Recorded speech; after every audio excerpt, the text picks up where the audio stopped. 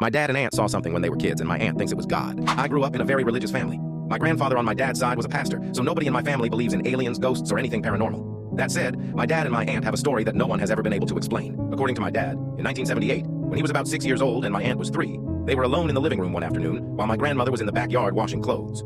Suddenly, my aunt saw something through the window and screamed. My dad looked and saw something that looked like a man in the garden. My dad was lying on the couch and realized he couldn't move. My aunt was also terrified and unable to move.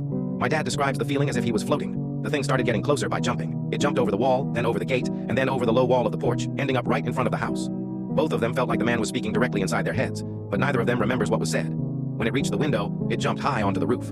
Only then were they able to move again. They ran outside and saw the man standing on the roof, looking at them, still speaking, something they don't remember. Then it seemed to slide backward and suddenly disappeared. The whole thing lasted maybe 2 or 3 minutes.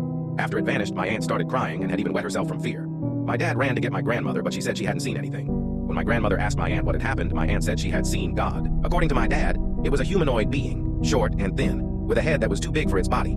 It had very large eyes, about the size of saucers, with pupils and no eyelids. It had holes where the nose should be and a mouth with no lips. It was wearing a tight suit that went all the way up to its neck, kind of like a diving suit, metallic and purple, and skin tone was almost the same as the suit. My dad is colorblind, so he isn't sure about the color, but he is 100% certain it was not green or gray. During the entire experience, there was a constant sound that both my dad and my aunt describe as a deep buzzing, like cicadas. When the beings spoke, they felt a copper taste in their mouths. After that day, my dad says there were other moments in his life when he felt like he was floating again, but without seeing the being. Of course, my grandfather said they were just imagining things and the family brushed it off, but something clearly happened that day, and it has never been explained.